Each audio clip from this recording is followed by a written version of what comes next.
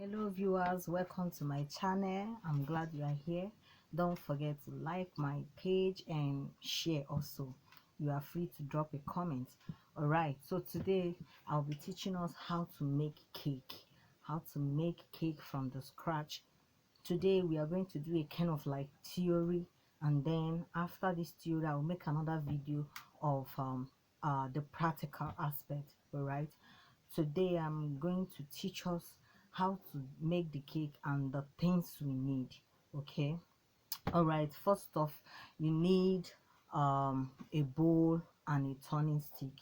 You need a bowl and a turning stick for the mixing. You need a sieve. You can see my sieve, G3. You need a pan for baking the cake. All right, you need a measuring cup. All right, okay, the ingredients needed for this particular cake. In cake making, there are dimensions, there are different types of cake.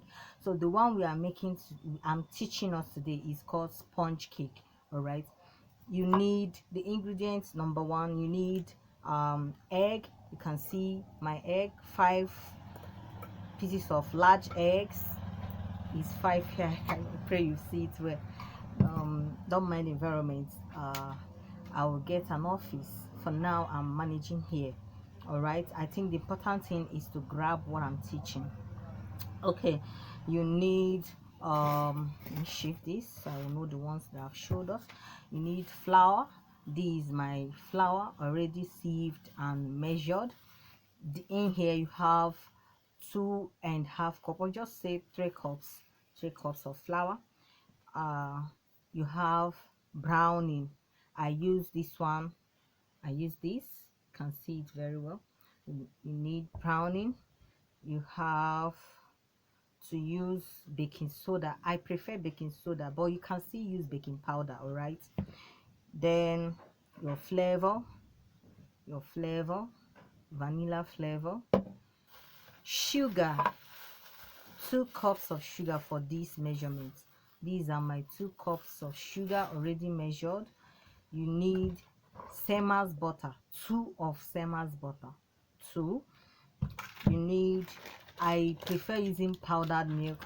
You can see this one is peak milk, powdered one. You can also use the liquid one. It depends on the one you have or the one you prefer to use. I prefer to use this one. You also need your nutmeg and a pinch of salt, just a pinch of it, a pinch of salt. Now, what is the first thing to do? You grab your mixing bowl and your turning stick. You put Semmer's butter inside of it, your 2 Semmer's butter inside, followed by your sugar. You now start turning. If you are using mixer, you can use mixer. If you are turning manually, the one you turn with your turning stick, I also do that. You keep mixing until you see the mixture of the butter and the sugar turning from yellow to off-white. Then immediately you put your a tip, just a small of vanilla flavor inside it, and keep mixing. You keep whisking rather, or mixing. Anyone can choose either the whisk or the mix. They are all the same turning after all. Now you break your egg in a different bowl. Your 5 large pieces of egg, you break it in a different bowl and whisk it. You whisk it in such a way that it foams. All right, now what is the next thing to do? After you've mixed your egg, you keep it aside. You keep aside your first mixture. Now you put your flour in a separate bowl or tray pan and sieve this nutmeg inside of it, all of it inside the flour. You put 2 cups of this baking soda. If you are using baking powder, you just measure with tablespoon, 1 tablespoon leveled. You put it inside the mixture.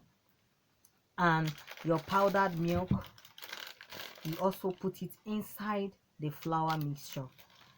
a tip of salt, you put it inside the flour mixture and mix together. Now what is remaining? After you've mixed it together, you keep it aside, and then you bring forward your butter and sugar mixture. When you've mixed it, it's no longer called butter and sugar, you call it batter. All right. Now in there, you start putting drops of the egg mixture, a little. When you put a little, you mix. What are you doing? You are trying to make the mixture a kind of light, so that you start introducing flour inside. Now as you are introducing the flour inside the batter, once you see that the batter is getting thicker, you keep putting the liquid from the egg. All right, you start putting the liquid from the egg mixture, that's what I mean. As you are putting this one, you are putting the flour mixture. You keep putting the two of them until you make sure that the two finishes at once. Are you getting? You keep putting. As you are putting the flour mixing, you are putting the egg mixture mixing. That is how you keep doing until the both of them are all finished. Now when you are through with that, you now put a little of another drop of vanilla flavor inside of it. After that, you put this, your browning. That is if you want the cake to have a brown color. There is another way to put browning. If you want the cake to look like a zebra color, a zebra design, when it's being cut after it has been baked, there is a way you do it. After you've mixed the batter together, you divide it. I mean, you coof out some of the batter into a different bowl. Then you put your browning inside the other one. When you mix it very well, see that it has browned well. Now you get your pan. When you put some of the brown one, you put some of the lighter color one in the middle of the brown one. That is how you keep putting. As you are putting, it will be splashing, it will be separating, it will be, covering the space of the pan. All right. But if you discover that your batter is too thick that it cannot spread, what do? Instead of putting it this way that I mentioned, you put it in different ways. You put it in separate ways. When you put the brown this side, you put the lighter color this side. You keep putting until you've put all the batter inside. But if you want the color to be just one brown color, you've got to mix everything together, all the batter in that your bowl. You just put 2 cups of this browning inside it and mix together. After mixing it, the next thing to do is to oil your pan. You get a butter and oil your pan very well to avoid the cake, you understand, sticking to the pan after it has been baked. So after you've oiled your pan, you now pour your butter. You pour your butter inside and use a spoon to like touch the up, leveling it, making a little space inside the middle of the batter. I forgot to mention something. After you've mixed that batter, the way you turn it and you raise the batter up, introducing air inside the batter. The air introduction inside the batter will make the cake to have some holes inside of it after it has been baked. All right, I forgot to mention that is before you even put the browning and before you even pour it inside your baking pan. Now after you've done this, you've got to heat your oven. Sometimes you heat for 5 minutes. If it's oven that is very active, you just heat it for 5 minutes. 5 minutes is already heated up. You now gently put your batter inside the oven and bake for 45 minutes. If you are using this my kind of oven here, I want people to see it. This very oven here, this very one, if you are using this very one, you've got to heat it for 45 minutes. Are you following? All right, now you have to bake it for 45 minutes. I mean, after 45 minutes, you bring, how do you know that your cake has been baked? Your cake will separate from the pan. When you look at it at the edges, you will see that it has separated from the pan.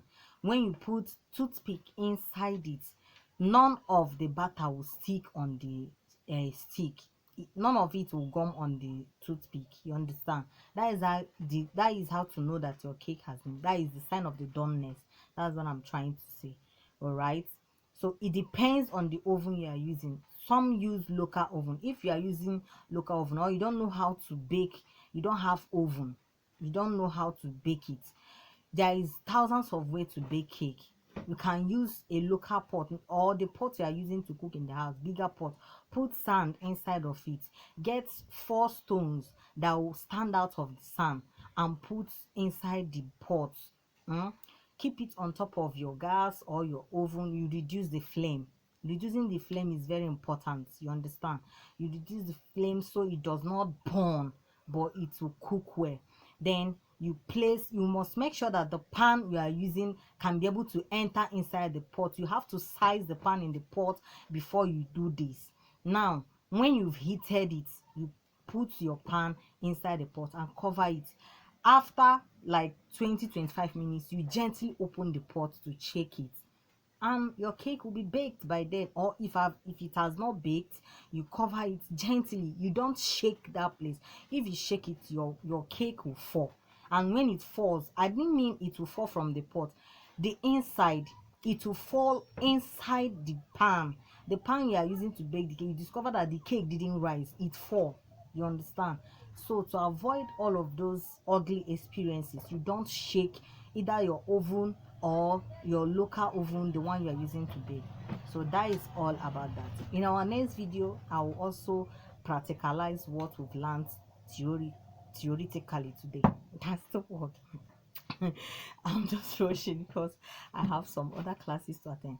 Thank you for watching. I pray you like my video. Invite others to like it.